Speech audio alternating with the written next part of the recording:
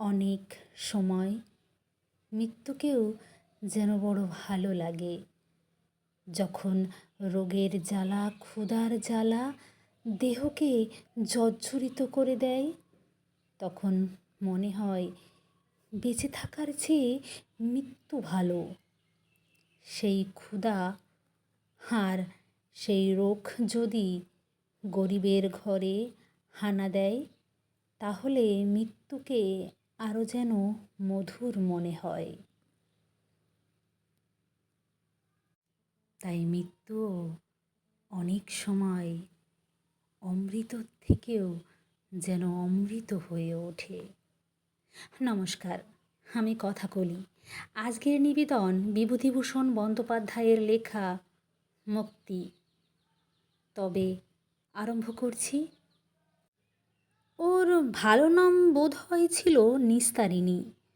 ওর যৌবন বয়সে গ্রামের মধ্যে এমন সুন্দরী বউ ব্রাহ্মণ পাড়ার মধ্যেও ছিল না। ওরা জাতে যুগী। হরিনাথ ছিল স্বামীর নাম। ভদ্রলোকের পাড়ায় ডাকনাম ছিল হরিযোগী। নিস্তারিণীর স্বামী হরিযোগীর গ্রামের উত্তর মাঠে কলাবাগান ছিল বড়। কাঁচকলা ও পাকা কলা হাটে বিক্রি করে কিছু জমিয়ে নিয়ে ছোট্ট একটা মনোহরী জিনিসের ব্যবসা করে। রেশমি চুড়ি 6 গাছা 1 পয়সা, 2 হাতকার 1 পয়সা ইত্যাদি। প্রসঙ্গক্রমে মনে হলো কার মানে ফিতে বটে, কিন্তু কার কি ভাষা। ইংরাজিতে এমন কোনো শব্দ নেই, হিন্দি বা উর্দুতে নেই, অথচ কার কথাটা ইংরাজি শব্দ বলে আমরা সকলেই ধরে নিয়ে থাকি। সেসব কথা যাক। হরিযোগীর বাড়িতে 2খানা বড় বড় মেটে ঘর, 1খানা রান্নাঘর, মাটির পাঁচিলে ঘেরা বাড়ি। অনেক পড়শি বাড়িতে দুবেলা 15-16খানা পাত পড়ে। হরিযোগীর মা, হরিযোগীর 2 ছোট ভাই, 1 বিধবা ভাগ্নি, তার 2 ছেলে মেয়ে। সংসার ভালোই চলে। মোটা ভাত, কলাইয়ের ডাল ও ঝিঙে রাঙা ডাঁটার চচ্চড়ি কোনো দিনও অভাব হয়নি। গরুর দুধও ছিল 4-5 সের। অবশ্য দুধের অর্ধেকটা ব্রাহ্মণ পাড়ায় যোগান দিয়ে তার বদলে টাকা আসতো। গ্রামের মধ্যে সুন্দরী বৌঝিয়ের কথা উঠলে সকলেই বলতো, আরে হরিযোগীর বউয়ের মতন প্রায় দেখতে। গ্রামের নারী সৌন্দর্যের মাপকাঠি ছিল নিস্তারিণী। গৃহস্থ ঘরের বউ। স্নান করে ভিজে কাপড়ে ঘোড়া কাঁখে নিয়ে যখন সে গ্রামের ঘাট থেকে ফিরত, তখন তার উদ্যম যৌবনের সৌন্দর্য অনেক প্রবীণের মুন্ডু ঘুরিয়ে দিত। এ গ্রামে একটা প্রবাদ আছে অনেক দিনের।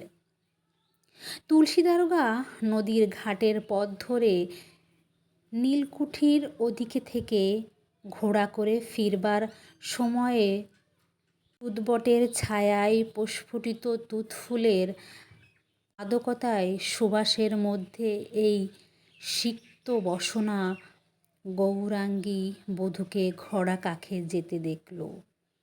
বসন্তর শেষ, ঈষৎ গরম পড়েছে, নতুবা তুতফুলের সুবাস ছড়াবে কেন?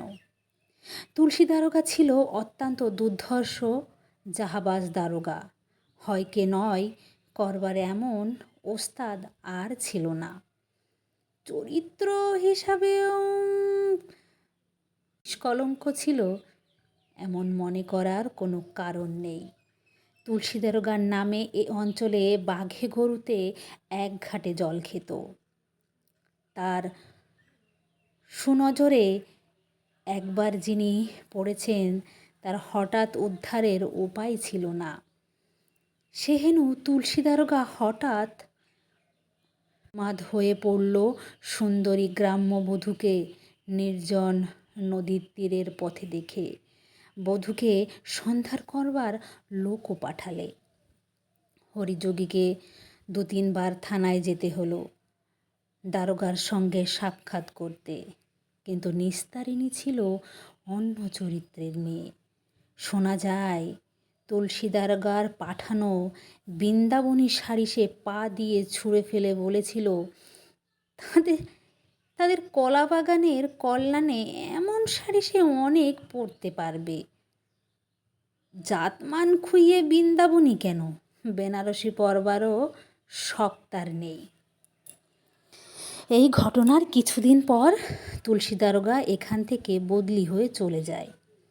আর একজন লোক কিন্তু কথকিঞ্চিৎ সাফল্য লাভ করেছিল অন্যভাবে। গ্রামের প্রান্তরে গোসাইপাড়া, গ্রামের মধ্যে তারা খুব অবস্থাপন্ন গৃহস্থ, প্রায় জমিদার। বড় গোসাইয়ের ছেলে রতিকান্ত নদীর ধারে বন্দুক নিয়ে শিকার করতে গিয়েছিল সন্ধ্যা প্রাক্কালে, শীতকালে। হঠাৎ সে দেখলে কাদের একটি বউ ঘোড়া শুদ্ধ পা পিছলে পড়ে গেল। খুব সম্ভবত তাকে দেখেই। রতিকান্ত কলকাতায় থাকত, দেশের বৌঝি সে চেনে না। সে ছুটতে গিয়ে ঘোড়াটা আগে হাঁটুর ওপর থেকে সরিয়ে দিলে, কিন্তু অপরিচিতা বধূর সঙ্গে অঙ্গ স্পর্শ করলে না। একটু পরে সে দেখলে বধূটি মাটি থেকে উঠতে পারছে না, বোধহয় হাঁটু মুচকে গিয়ে থাকবে। নির্জন বনপথ, কেউ কোথাও নেই।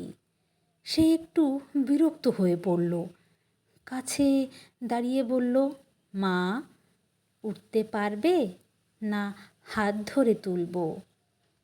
তারপর সে অপরিচিতার অনুমতির অপেক্ষা না করেই তার কোমল হাতখানি ধরে বললে, ও মা, আমার ওপর ভর দিয়ে উঠো, কোনো লজ্জা নেই, উঠে দাঁড়াবার চেষ্টা করো। কুণ্ঠিতা সংকুচিতা বধূ ছিল না নিস্তারিণী, সে ছিল যোগীপাড়ার বউ। তাকে একা ঘাট থেকে জল আনতে হয়, ধান ভানতে হয়, খার কাস্তে হয়। সংসারের কাজকর্মে সে অলস্য, অক্লান্ত না। যেমনি পরিশ্রম করতে পারে তেমনি মুখরা, আর তেমনি সাহসিকাও বটে। স্বাস্থ্য ও সৌন্দর্য গৌরব তখন তার নবীন বয়সের নবীন চোখ দুটি জগৎকে অন্য দৃষ্টি দেখে। সে উঠে দাঁড়ালো। রতিকান্তর সঙ্গে কিন্তু কোনো কথা বললে না। বুঝতে পারলে গোসাইপাড়ার বাবুদের ছেলে তার সাহায্যকারী। বাড়ি গিয়ে 2-3 দিন পর সে স্বামীকে দিয়ে এক ছড়া সুপক্ক চাপা কলা ও নিজের হাতে তৈরি বাঁশশসা ধানের খইয়ের মুড়কি পাঠিয়ে দিয়ে দিল গোসাইপাড়ায়। বললে, আমার ছেলেকে এগুলো দিয়ে আসেন। নিস্তারিণী সেই থেকে একদিনের দেখাও সুদৈর্ঘ্য সুপুরুষের সঙ্গে করেনি। যুবকটিকে কত কি উপহার পাঠিয়ে দিত। রতিকান্তর সঙ্গে আর কিন্তু কোনো দিন তার সাক্ষাৎ হয়নি। গোসাইপাড়ার ছেলে যোগী বাড়িতে কোনো প্রসঙ্গে কোনো দিন আসেনি। রতিকান্ত কলিকাতাতেই মারা গিয়েছিল অনেক দিন পর। নিস্তারিণী 2-3 দিন ধরে চোখের জল থামাতে পারেনি এ সংবাদ যখন সে প্রথম শুনেছিল। গ্রামের অবস্থা তখন ছিল অন্য রকম। সকলের বাড়িতে গোলা ভরা ধান, গোয়ালে 2-3টি গরু থাকত। সব জিনিস ছিল সস্তা। নিস্তারিণীদের বাড়ির পশ্চিম উঠানে ছোট্ট একটা ধানের গোলা। কোনো কিছুর অভাব ছিল না ঘরে, বরং ব্রাহ্মণ পাড়ার অনেকে সে সাহায্য করেছে। একবার বড্ড বর্ষার দিনে সে বাড়ির পেছনে আমতলায় ওল তুলছে। এমন সময় বাডুজ্যে বাড়ির মেয়ে ক্ষান্তমণি এসে বললে, ও যোগী বউ। নিস্তারিণী অবাক হয়ে মুখ তুলে চাইলে। বাডুজ্যে বাড়ির মেয়েরা কখনো তাদের বাড়ির বেড়ার ধারে দাঁড়িয়ে কথা বলে না। সে বললে, কি দিদিমণি? একটা কথা বলবো। কি বলো দিদিমণি? আমাদের আজ একদম চাল নেই ঘরে, বাদলায় শুকোচ্ছে না। কাল ধান ভেজে দুটো চিড়ে হয়েছিল। তোমাদের ঘরে তো চাল আছে, কাঠাখানেক দেবে? নিস্তারিণী এদিক ওদিক চেয়ে দেখলে তার খান্ডার শাশুড়ি কোনো দিকে আছে কি না। পরে বললে, দাঁড়াও দিদিমণি, দিবানি চাল ঘরে আছে, শাশুড়িকে লুকিয়ে দিতে হবে। দেখতেছি, পেলে বড্ড বকবে আমারে জানতে পেলে। তা বকুক গে, তা বলে বামুনের মেয়ে বাড়ি থেকে একটু আসবে, তাকে সাহায্য না করে ফিরিয়ে দেব? আর একবার বাডুজ্যে বাড়ির বউ তার বৃদ্ধা শাশুড়িকে ঝগড়া করে বাড়ি থেকে তাড়িয়ে দিয়েছিল। সে বউ ছিল গ্রামের মধ্যে নামডাকওয়ালা খান্ডার বউ। শাশুড়ির সঙ্গে প্রায়ই ঝগড়া বাঁধাতো। কোনো কেরোসিনের টেমি ধরিয়ে শাশুড়ির মুখ পুড়িয়ে দিয়েছিল। পাড়ার কেউ ভয়ে বৃদ্ধাকে স্থান দিতে পারেনি। যে আশ্রয় দেবে তাকেই বড় বউয়ের গালাগালি খেতে হবে। যোগী বউ দেখলে বাডুজ্যে বাড়ির বেড়ার কাছে বড় সেই গুণতলায় ছায়ায় ঠাকুর চুপ করে দাঁড়িয়ে কি হাপুসের মতন কাঁদছে। গিয়ে বললাম, ঠাকুরন, আসুন আমাদের বাড়ি, দাওয়াতে বসবেন। বড় বউ বকেছে বুঝি? ঠাকুরন রুচি বেয়ে মানুষ, তাছাড়া বাডুজ্যে বাড়ির গিন্নি হয়ে যুগী বাড়ি আশ্রয় নিলে মান থাকবে না। সুতরাং প্রথমে তিনি বললে, না বউ, তুই যা, আমার কপালে এই যুগ চিরদিন এমনই হবে। তখন তুমি একদিন বাড়িতে ঠাঁই দিয়ে আমায় কি করবে বলো? নগেনের বউ যেদিন চটকাতলায় চিতেই শোবে, সেই দিনটি ছাড়া আমার শান্তি হবে না মা। ওই কাল নাগিনী যেদিন আমার নগেনের ঘাড়ে চেপেছে। নিস্তারিণী ভয়ে ভয়ে বলল, চুপ করুন নগিন্নি, বউ শুনলি পেলি আমার আস্ত রাখবে না। আসুন, আপনি আমার বাড়িতে এইখানে দাঁড়িয়ে থেকে কষ্ট পাবেন কেন মিথ্যে মিথ্যে? নগিন্নিকে বাড়ি নিয়ে গিয়ে সে নিজের হাতে তার পা ধুইয়ে পিঁড়ি পেতে দাওয়ায় বসালে। কিন্তু খেতে দেওয়ার খুব ইচ্ছা থাকলেও সে বুঝলে বড় ঘরের গিন্নি ঠাকুরন এ বাড়িতে কোনো কিছুই খাবে না, খেতে বলাও ঠিক হবে না। সে ভাগ্যি সে করেনি। অনেক রাতে গিন্নির বড় ছেলে নগেন খুঁজতে খুঁজতে এসে যখন মায়ের হাত ধরে নিয়ে গেল, তখন নিস্তারিণী অনেক অনুনয় বিনয় করে বড় এক ছড়া বর্তমানী কলা তাকে দিয়ে বললে, নিয়ে যান দয়া করে, আর তো কিছুই নেই, কলা বাগান আছে, তাই কলা ছাড়া মানুষকে হাতে করে আর কিছু দিতে পারিনি। তার স্বামী সেবার রামসাগরের চড়কের মেলায় মনোহারী জিনিস বিক্রি করতে গেলেন। যাবার সময় নিস্তারিণীকে বললেন, ওগো, আমার জন্য কি আনবা? কি আনবো বলো? কি ফুলন শাড়ি আনবা? না, কে শোনো, ওসব না, একরকম আলতা উঠেছে। আজ মজুমদার বাড়ি দেখে এলাম। কলকাতা থেকে এনেছে মজুমদারদের কে মহাসাহেবের ছেলে। শিশিতে থাকে। কি একটা নাম বললে ভুলে গিয়েছি। শিশিতে থাকে। হ্যাঁ গো, সে বড় মজা। কাঠির আগায় তুলো দেওয়া, তাতে করে মাখাতে হয়। ভালো কথা। তরল আলতা, তরল আলতা, মনে পড়েছে, তরল আলতা। কত দাম? 10 টাকা। হাগা, আনবে এক শিশি আমার জন্যে? দেখো দেখি, কি গোটা 5 টাকা যদি খেয়ে দে মুনাফা রাখতে পারি, তবে এক শিশি ওই যে কি আলতা তোর জন্যে ঠিক এনে দেব। এইভাবে গ্রামের ব্রাহ্মণ পাড়ার সাথে টেক্কা দিয়ে নিস্তারিণী প্রসাদ দ্রব্য ক্রয় করেন। তাদের পাড়ার মধ্যে সেই তরল আলতা পায়ে দেয়। শূদ্র পাড়ার মধ্যে ও জিনিস এক্কেবারে নতুন, কখনো কেউ দেখেনি। আলতা পরবার সময় যে দেখত সেই অবাক হয়ে থাকত। হাজরি বুড়ো মাছ বেচতে এসে একদিন সে অবাক হয়ে বললে, হা বড় বউ, ও শিশিতে কি কি মাখছিস পায়ে? নিস্তারিণীর সুন্দর রাঙা পা দুখানি ছড়িয়ে আলতা পরতে বসেছিল। গাল হেসে বললে, এ আলতা দিদিমা, এরে বলে তরল আলতা।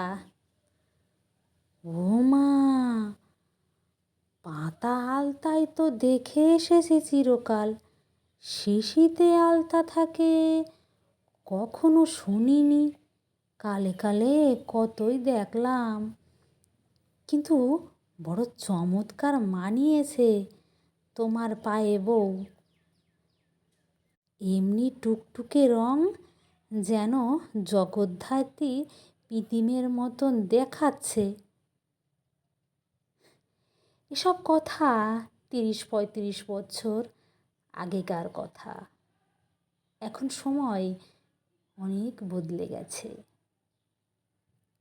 শীতকালের সকালবেলা উঠোনের বড় ঘরের দাওয়ায় ছেঁড়া মাদুরের ছেঁড়া কাঁথা গায়ে নিস্তারিণী শুয়ে আছে। সংসারের সাবেক অবস্থা আর নেই। হরিযোগী বহুদিন মারা গিয়েছে।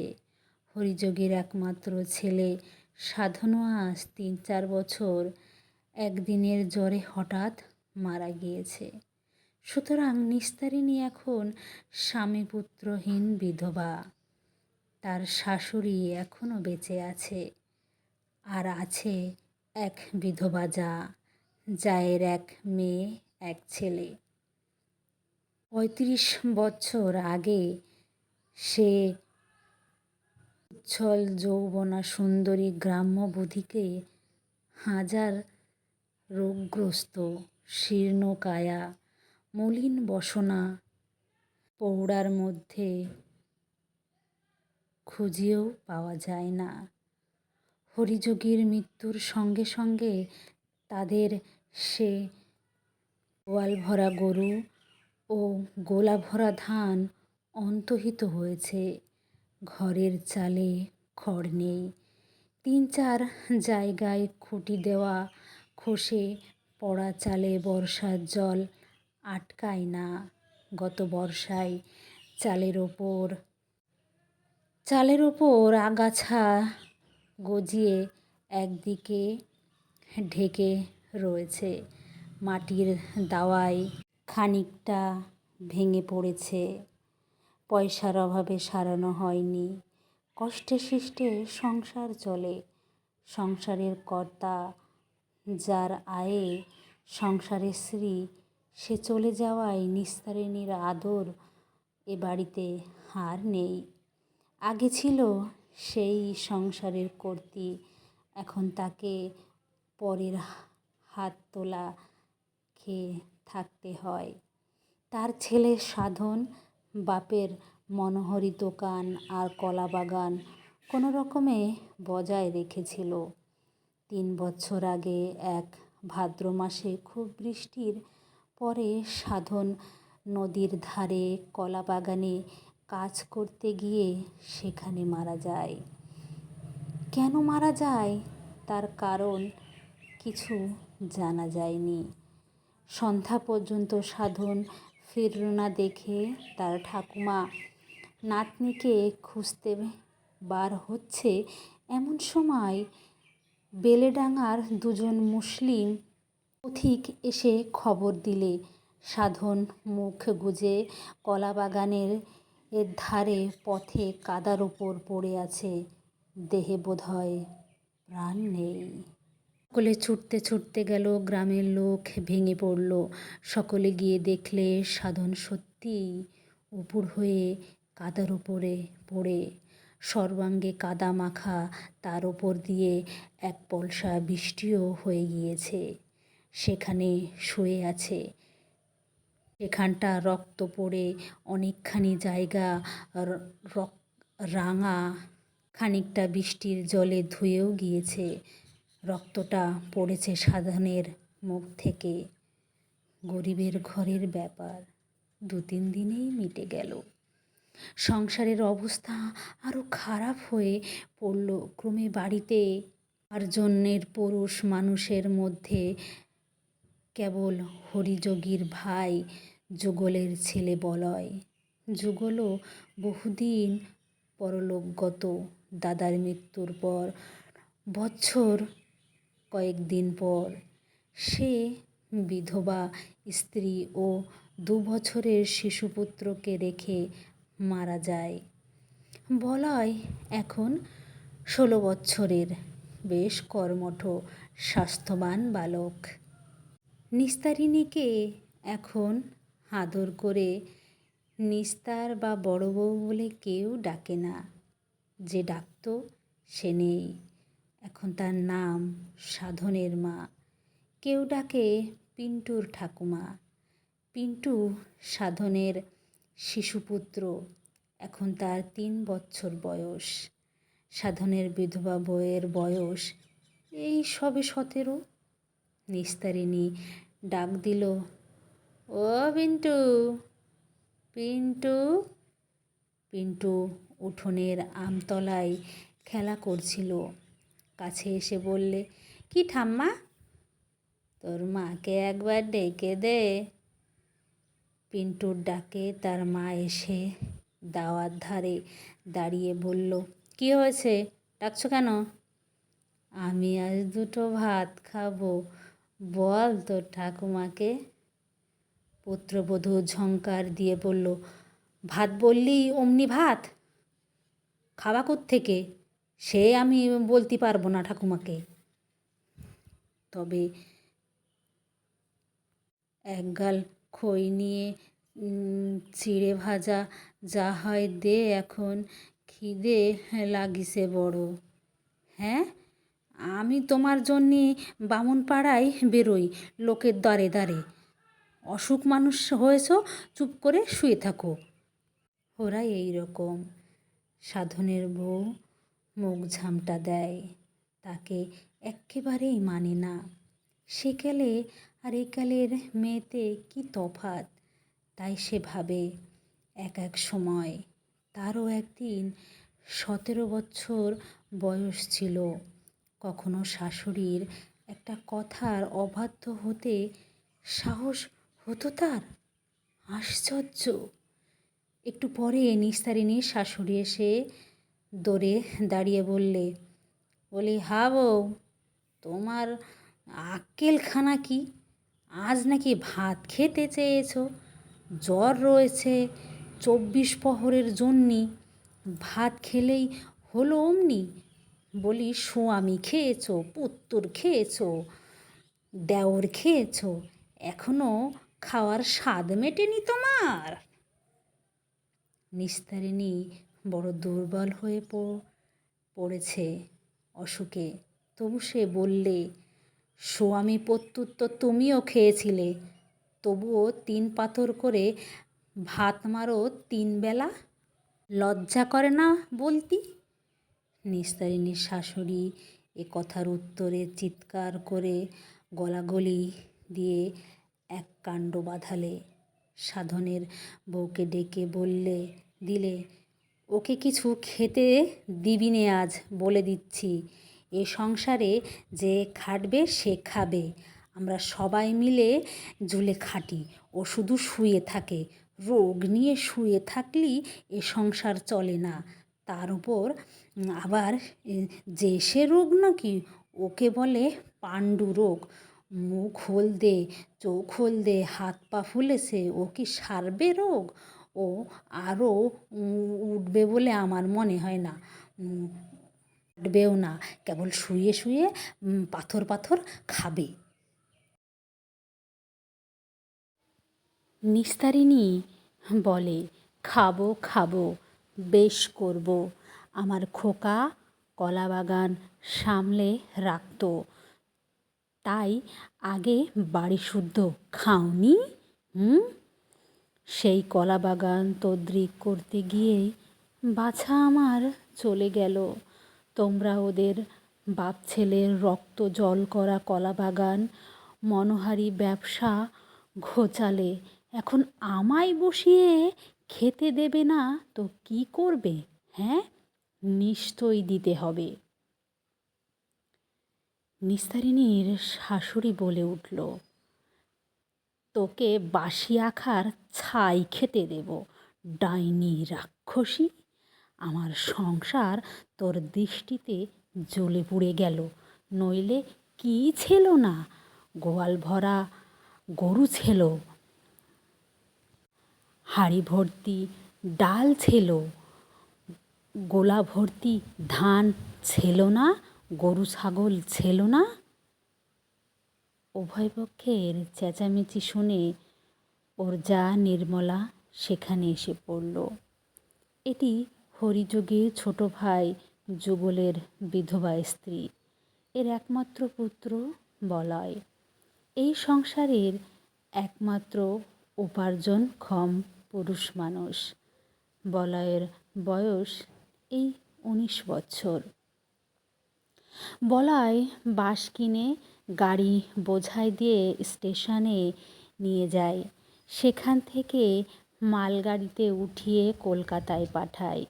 গত বছরখানেক এ ব্যবসা করে সে গোটা 50 টাকা হাতে জমিয়েছে।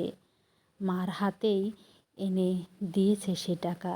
নির্মলা আবার সে টাকাটা থেকে 20টা টাকা শাশুড়িকে দিয়েছে। বুড়ি সেই টাকায় পাশের গা থেকে দুধ কিনে এ গায়ে ব্রাহ্মণ পাড়ায় যোগান দেয়, তাতেও সামান্য কিছু লাভ থাকে। বুড়ির বয়স 70 ছাড়িয়ে গেলেও সে এখনও দুর্বল রোগে পড়েনি। এই দুপুর রোদে সারা পাড়া সারা গ্রাম ঘুরে বেড়ায়। দূর দূরান্তে চাষা গ্রামে হাঁসের ডিম মুরগির ডিম সংগ্রহ করে নিয়ে আসে, আর তা ব্রাহ্মণ পাড়ায় বিক্রি করে। নির্মলা নিজেও বসে থাকে না। তিনু গাঙ্গুলির বাড়ি ঝিয়ের কাজ করে মাসে 2 টাকা মাইনে পায়। সুতরাং এ সংসারে এখন নির্মলার প্রতিপত্তিই বেশি। নিস্তারিণীর দিন সকল রকমেই চলে গিয়েছে। এখন নির্মলার চেয়ে ছেলে বলয় পয়সা আনে, নির্মলা নিজে পয়সা আনে। বলয়ের পয়সার ওপর ঠাকুমা দুধের যোগান দিয়ে কিছু আয় করে। নিস্তারিণী শীর্ণ পাণ্ডুর দেহ, উত্থান শক্তি রহিত, শয্যাগত অবস্থায় শুধু খাই খাই করে রোগের দুষ্টু ক্ষুধায় অবোধ বালিকার মতো। হরিযোগী বেঁচে থাকলে তার সে অন্যায় আবদার খাটত, সাধন বেঁচে থাকলেও খাটত। আজ তার আবদার কান পেতে শোনবার লোক কে আছে এ সংসারে? নির্মলার বয়স 35-36। বেশ ধবধবে ফর্সা, মুখ চোখ ভালোই, মাথায় এখনও একটাও পাকা চুল দেখা যায়নি। যুগীদের মেয়েরা সাধারণত সুন্দরী হয়ে থাকে। নির্মলার মেয়ে, সেও বেশ সুন্দরী। তারা বলয়ের ছোট, এইমাত্র 14 বছর। আজ বছর 2 হলো এই গ্রামেই তার বিয়ে হয়েছে। নির্মলা এসে বললে, দিদি চেঁচিও না, ঝগড়া করে মরছো কেন? নিস্তারিণী কাঁদতে কাঁদতে বললে, দেখ দেখি ছোট বউ, আমায় কিনা রাক্ষসী ডাইনি বলে। আমি নাকি এসে ওনার সংসার আগুন লেগিয়ে দিয়েছি। আমার স্বামী পুত্তর অন্ন উনি কোনো দিন বুঝি খায়নি? হ্যাঁ? নির্মলা বললে, সে তো তুমিও ওনাকে বলেছ। যাক, এখন চুপটি করে শুয়ে থাকো। ও ছোট বউ, আমি দুটো ভাত। না, আজ না। তোমার গা ফুলেছে, মুখ ফুলেছে, তুমি ভাত খাবে কি বলে আজকে? তাহলে তোর আমার যে খুব খিদে পেয়েছে, তোর পায়ে পড়ি।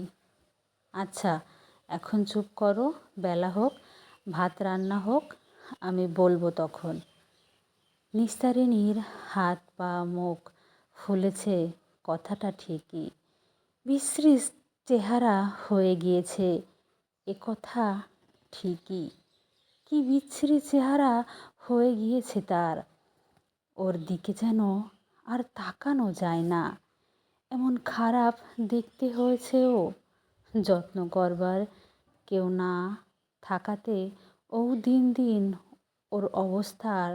ওর অবস্থা খারাপ থেকে আরও গুরুতর হয়ে উঠেছে। খেতে ইচ্ছে করে, কিন্তু গ্রাহ্য করে খেতে দেবার কেউ নেই। রোগীর ওষুধপত্র তো দূরের কথা, দুটি ভাত তাই কেউ দেয় না।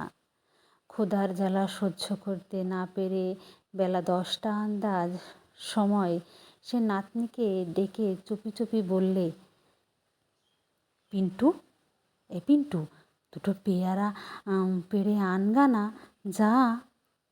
পিন্টুর মা ছেলেকে বললে, খবরদার, যাবি কি না তো বুড়ির কাছে যাবি, আর বুড়ির কাছে বল ওই পাণ্ডু রোগ হয়েছে, ছোঁয়াছে রোগ, ছেলে খেয়েছে ডাইনি, আবার নাতনিকে খাবার জোগাড় করছে। ঠ্যাং ভেঙে দেব যদি যাস ওইখানে। বেলা দুপুরের পরে সে ভীষণ জ্বরে বিকেল পর্যন্ত অঘোরে বেহুশ হয়ে পড়ে রইল। কখন যে এ বাড়ির লোক খাওয়া দাওয়া করেছে তা সে কিছুই জানে না। যখন তার খানিকটা জ্ঞান হলো, তখন ভাদ্র মাসের রোদ প্রায় রাঙা হয়ে উঠেছে, আম গাছটা বাঁশঝাড়গুলোর আগায় উঠে গিয়েছে। মুখের কথাটা মুখেই রইল। মুখের কথাটা খসিয়ে দিয়ে চিচি করে প্রথমেই ডাকলো, ও পিন্টু, পিন্টু। পিন্টু কোথা থেকে ছুটে এসে বললে, কি ঠাম্মা? আমার জন্যে সেই পেয়ারা আনিসনি? না ঠাম্মা, আনিসনি? ও, ছেলে মানুষ, ভুলে গিয়েছিস, বস এখানে। কিন্তু পিন্টু বসতে ভরসা পায় না। মা দেখতে পেলে মার খেতে হবে। সে আনমনে খেলা করতে করতে অন্যদিকে চলে গেল। একটু পরে নিস্তারিণীর আবার ডাকাডাকি শুরু করলো, ও ছোট বউ, ও ছোট বউ। কেউ উত্তর দিল না, কারণ এ সময় বাড়িতে কেউ থাকে না। আরও দুবার ডাক দিয়ে নিস্তারিণী অবসন্ন হয়ে পড়ল। তার বেশি চেঁচামেচি করবার ক্ষমতাও নেই। বেশ খানিকক্ষণ পর নির্মলার মেয়ে তারা এসে বললে, হ্যাঁ জ্যাঠাইমা, কি ডাকছিলে? নিস্তারিণী চিচি করতে করতে বললে, কাতরে কাতরে মরে গেলাম। তা যদি তোদের একজনারও উত্তর দেবার মতন কেউ থাকে। একজন এমন রোগী বাড়িতে রয়েছে, বস এখানে একটু। তারা ওর মায়ের মতো ছিপছিপে গড়নের সুন্দরী বালিকা, নতুন বিয়ের কনে, পাশেই শ্বশুরবাড়ি, নবীন যুগের ছেলে অভিলাষ তার স্বামী। এইমাত্র শাশুড়ি বাড়ি থেকেই আসছে সে। আসবার কারণ অন্য কিছু নয়, অভিলাষ এক্ষুনি গরম মুরকি মেখেছে। বালিকা স্ত্রীকে আদর করে বলেছে, তোমাদের বাড়ি থেকে ধামি নিয়ে আসো, মুড়ি খেতে দেব। এই জন্যই তার আগমন। রোগগ্রস্ত জ্যাঠামশাই এর, আমি এখন বসতে পারবো না, তোমার জামাই মুরকি মেখেছে, নিয়ে বেলেডাঙায় ফিরি করতে বেরুবে। তোর মা কোথায়? বাড়িতে কেউ নেই, মা গাঙ্গুলি বাড়ি কাজ করতে গিয়েছে, ঠাকুমা প্রহরীপুরে হাঁসের ডিম আনতে গিয়েছে। পুটির মা কোথায়? ওই যে শিউলিতলায় বসে বাসন মাজছে, একটু ডেকে দিয়ে যা না মা। পরে সুর খুবই নিচু করে বললে, মা, দুটো মুরগি অভিলাষের কাছ থেকে নিয়ে আয় না, আমার নাম যেন করিস নে। তারা বললে, সে আমি পারবো না, অসুখ গায়ে মুরগি খাবে কি? তারপর শেষকালে ঠাকুমা টের পেলে আমায় বকে ভূত ঝাড়াবে। চললাম আমি। ও বৌদিদি, বৌদিদি, কি শুনে যাও, জ্যাঠাইমা ডাকছে তোমাকে। পুত্রবধূ বিরক্ত মুখে এসে দূরে উঠানে দাঁড়িয়ে বলল, বলি ডাকছেন, অমন করে ডাকছেন কেন? আমার সংসারে কাজকর্ম নেই না, তোমার কাছে বসে থাকলেই চলবে? কি বলছো বলো। নিস্তারিণী কাতর সুরে বললে, তা রাগ করিস নে আমার ওপর বৌমা, আমায় দুটো ভাত দে। দি দি, তোমায় আমি ভাত দিই, জ্বরে বেহুশ হয়ে পড়ে আছো, ভাত না খেলে কি চলে? তবে আমি কি খাবো? খিদে পায় না বুঝি আমার? আমি জানি নে, দীক্ষিতার কথা শোনো, খিদে পায় তা আমি কি করব?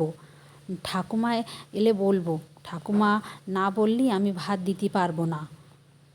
পিনটুকু তাই, একটু ডেকে দে আমার কাছে, বড্ড ইচ্ছে করে দেখতি।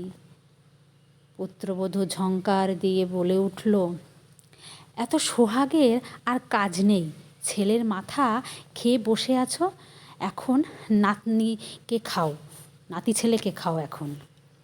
নিস্তারিণী মিনতির সুরে বললে, অমন করে বলিস নে বৌমা, তা দে ডেকে, কিছু হবে না, দে একবার ডেকে।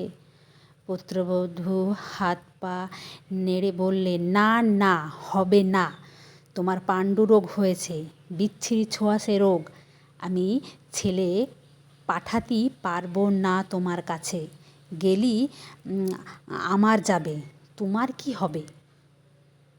কথা শেষ করেই মুখ ঘুরিয়ে পুত্রবধূ চলে গেল।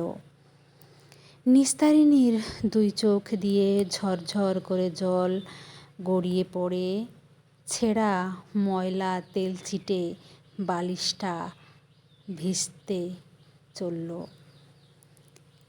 এমন কথাও লোককে বলে, তাও নিজের পুত্রবধূ।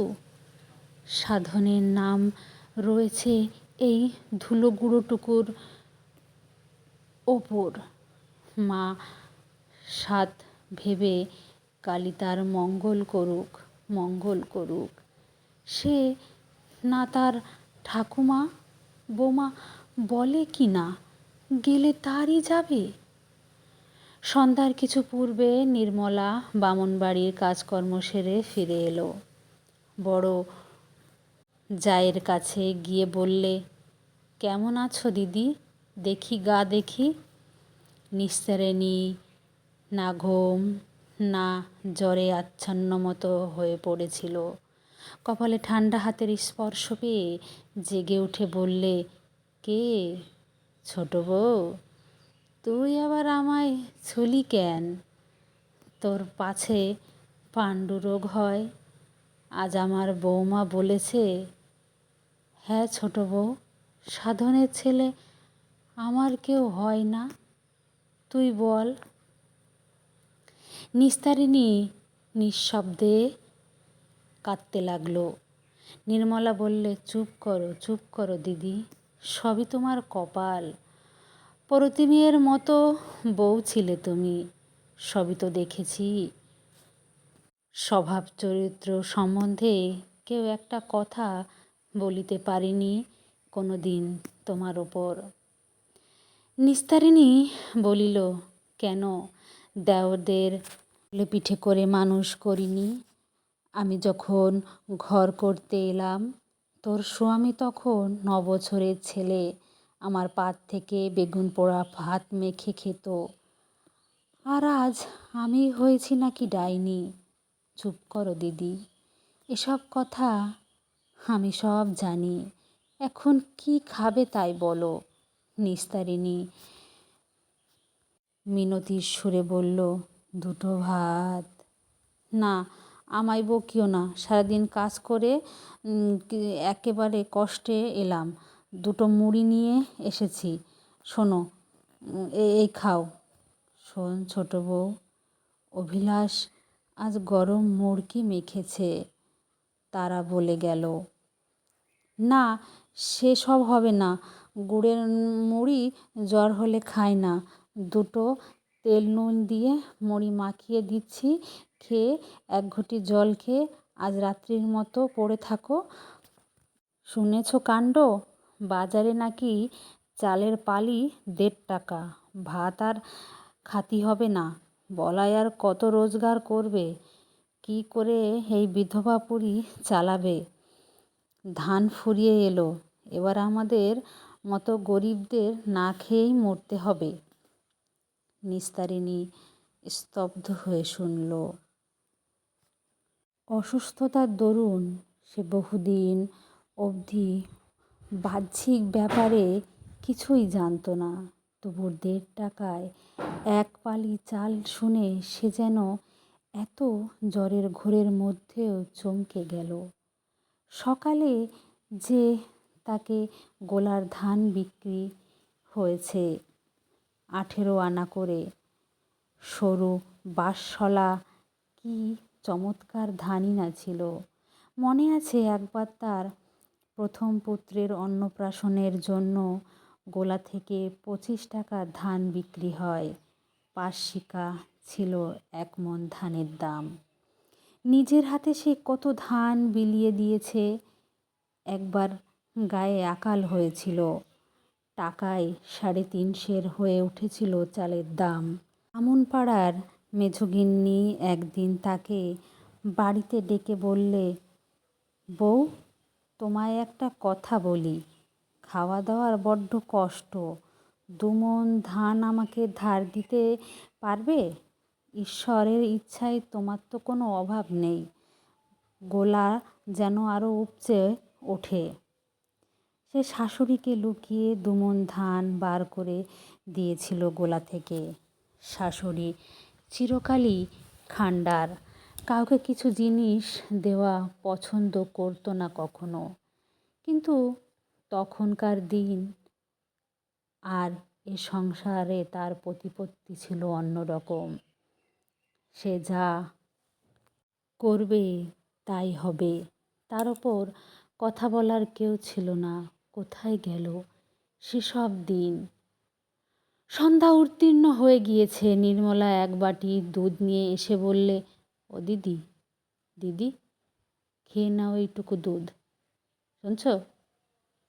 নিস্তারিণী বললে, আমার এখানে একটু বস ছোট বউ, কেউ বসে না। নির্মলা বেশিক্ষণ এক জায়গায় বসবার জো নেই, এক্ষুনি সব খেতে চাইবে। শেষ রাতে উঠে 4 কাঠা ধানের চিঁড়ে কুটতে হবে বাড়ুজ্যেদের। তারপর আবার যে একা সেই একা, সারা দিন রাত আজ 1 মাস ধরে একইভাবে শুয়ে থাকতে হচ্ছে। নির্মলা তাকে ধরাধরি করে ঘরের মধ্যে শুইয়ে দিয়ে গেল। 1 দিন 2 দিন করে কতদিন যে কাটল নিস্তারিণীর কোনো খেয়াল নেই। কেবল আবছা আবছা দিনগুলো আছে। সেসব দিনের প্রতিটি মুহূর্ত যেন নিঃসঙ্গ। কেবল ছোট খোকা পিন্টুকে দেখতে ইচ্ছা করে, কিন্তু তার মা তাকে পাঠায় না, একটুও বসতে দেয় না কাছে। পুত্রবধূ হয়ে শাশুড়িকে দেখতে পারে না, তার নাতনি ছোঁয়াচে রোগ হয়ে যাবে। তার কেবল একই জ্বালা, নাতি ছেলেকে দেখার। তাকে কেউই যেন সহ্য করতে পারে না, কেবল সবাই বকে, সবাই বকে। একদিন সে শুয়ে শুয়ে লক্ষ্য করছে আর আকাশে বৃষ্টি হয় না। হলদে রঙের রোদ বাঁশঝাড়ে, আম গাছের মাথায়, তেলাকুচোর পাতায় সাদা সাদা ফুল ধরেছে। বলয়ের হাতে তা রাঙা ডাঁটা শাক ক্রমে ফুরিয়ে আসছে। বর্ষাকাল তাহলে চলে গিয়েছে। পুত্রবধূ আমতলায় কাঠ কাটছে। জিজ্ঞেস করলে, ও বৌমা, এটা কি মাস? সে সে খোঁজে কি দরকার তোমার? বল না বৌমা। সেসব হাতদর। তোমার কি হুঁশ পত্তর কিছু আছে? সেদিন চাপাষষ্ঠী গেল, খোকাকে তোমার আশীর্বাদ করার দরকার। তোমার কাছে গিয়ে ডাকলে, তা যদি একটা কথা বললে। বিকেলেও ও পাড়ার বুধগোয়ালিনীর মা দেখা করতে এলো। বললে, ওমা, এ কি চেহারা হয়ে গিয়েছে! আহা, কতদিন হয়েছে আসি না। বলি, শুনছি বড্ড অসুখ, একবার দেখে আসি। উদুরি হয়েছে বুঝি? পেট যে ফুলে ডব। ওনার পিতিমের মতন চেহারা ছিল বৌমার। আমি তো আজকের লোক নয়। যখন হরি প্রথম বিয়ে করে নিয়ে এলো এই এই আমতলায় দুধে আলতার পিঁড়িতে পা দিয়ে দাঁড়ালো, বেশ মনে আছে। রূপে এক্কেবারে ঝলকা দিয়ে গেল যেন। সে চেহারার আর যে কিছুই নেই। এমন এমন লক্ষ্মী বউ, আহা হা হা, তাই এমন কষ্টেও ছিল অদৃষ্টে।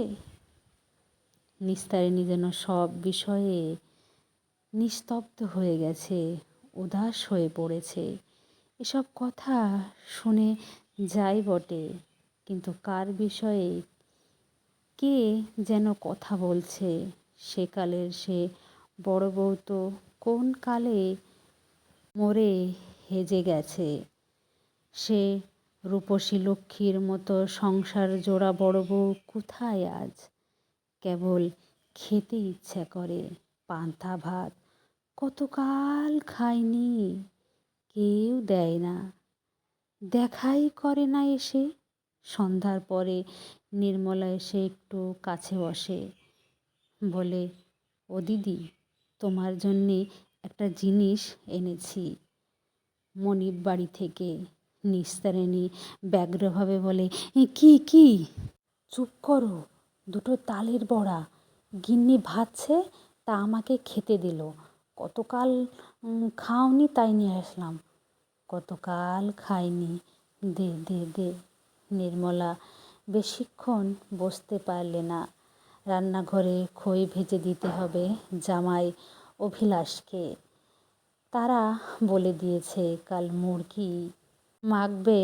সকালবেলা সে মুরগির ব্যবসা করে। কিন্তু খই ভাজা কাজটা মেয়ে মানুষের, পুরুষ মানুষের নয়। ওটা শাশুড়ির বিনা সাহায্যে সম্পূর্ণ হয় না। রান্নাঘরে যেতে সাধনের বউ বলল, কাকিমা, মুড়ির কাছে কি রোজ বসা চাই? কাকিমা যে কি করে, কি দরকার বুড়ির কাছে রোজ বসা? এমন কি ফুলে ঢোল হয়ে উঠেছে পাপের দেহ, তাই কষ্ট পাচ্ছে, নইলে মরে যেত না কোন কালে? নির্মলা ধমক দিয়ে বললে, অমন বলিস নে বৌমা, মুখে পোকা পড়বে। সতীলক্ষ্মী মেয়ের নামে কিছু বলিস না। তোর আপন শাশুড়ি না, তুই ওসব কথা মুখে বের করিস কি করে? আজই না হয় ও অমন হয়ে গিয়েছে, ও যে কে ছিল আমি সব দেখেছি। এই সংসারে যা কিছু কি চিরকাল ওই পুইয়েছে। দেওরে মানুষ করা, বিয়ে থাওয়া দেওয়া, ও কথা আর বলিস নে তুই। ও না থাকলে সংসার টিকতো না। আজ না হয় ও ওই রকম। সাধনের বউ ঠোঁট উল্টে বললে, হোক গে, যাক বাপু, ওর নিজের ছেলে খেয়েছে, ওর উপর আমার এতটুকু শ্রদ্ধা নাই, যতই বলো। ও খেয়েছে? কি বলিস রে বৌমা? ওর ছেলে খেয়েছে, দৃশ্যে যা ছিল তাই হয়েছে। এতে কারোর দোষ আছে? হ্যাঁ, তাহলে তো তোকেও বলতে পারি তুই সুয়ামি খেয়েছিস। এই কথার উত্তরে খুড়শাশুড়ি ও বউয়ের তুমুল ঝগড়া বেঁধে গেল। আশ্বিনের মাসের মাঝামাঝি, পুজো প্রায় এসে গেছে। নিস্তারিণী এক্কেবারে উত্থান শক্তিহীন হয়ে পড়েছে। দিনের অর্ধেক সময় তার আর জ্ঞান থাকে না। একবার চেতনা সজাগ হয়ে ওঠে, তখন কেবল এদিক ওদিক চেয়ে নাতনিকে খোঁজে, নির্মলাকে খোঁজে। ওর মলিন বিছানা ও সারা দেহে কেমন একটা দুর্গন্ধ বলে আজকাল কেউই কাছে আসতে চায় না। কেবল খাওয়ার সময় কোনো দিন বা সাধনের বউ দুটো ভাত দিয়ে যায়। সেদিনও চোখ মেলে ভাত খাবার চেষ্টা করলে, কিন্তু পারলে না। অনেকক্ষণ পরে পুত্রবধূ বললে, ভাত খাইয়ে দেব? নিস্তারিণী অবাক হয়ে গেল, অসুখের ঘোরের মধ্যেও। বললে, তাই দে বৌমা। সাধনের বউ ভাত দুটি খাইয়ে এঁটো থালা নিয়ে চলে গেল। একটু পরে নির্মলা বাড়ি এলো। রোগীকে দেখতে গিয়ে ওর মনে হলো অবস্থা ভালো না। আপন মনে বললে, ঠাকুর, ওকে মুক্তি দাও, ও যে বড় কষ্ট পাচ্ছে। প্রতিদিন সন্ধ্যায় যেমন নিস্তারিণীর জ্ঞান হয়, আজও তেমনি হলো। যাকে অবোধ বালিকার মতো আবদারের সুরে বলল, দুটো পান্তা ভাত আর ইলিশ মাছ ভাজা খাবো। নির্মলা 2-3 দিন চেষ্টার পরে অতি কষ্টে সেই যুদ্ধের বাজারে ইলিশ মাছ জুটিয়ে এনেছিল, কিন্তু যাকে খেতে দিতে পারেনি। নিস্তারিণীর অবস্থা ক্রমেই খারাপের দিকে ঝুঁকল। পরদিন দুপুর থেকে সেই অসুখের ঘোরে কোনো স্ত্রীর পথ বেয়ে ফিরে গেল তার যৌবন দিনের দেশে। বাড়ুজ্যেবাড়ির নগিন্নি যেন এসে হেসে হেসে বলছে, আমায় আজ দুটো কলা দিবি? 2 কাঠা চাল ধান দিতে পারবি বউ? বৌমা তাড়িয়ে দিয়েছে বাড়ি থেকে। তুই না দিলে দাঁড়াবো কোথায়?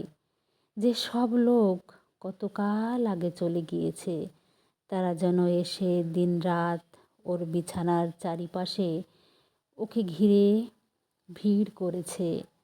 বহুদিন শরৎ অপহরণের মতো হাত থেকে ফিরে ওর স্বামী যেন হাসি মুখে বলছে, ও বড় বউ, কলা বিক্রি দারুণ, টাকাগুলো এই নাও, তুলে রেখে দাও।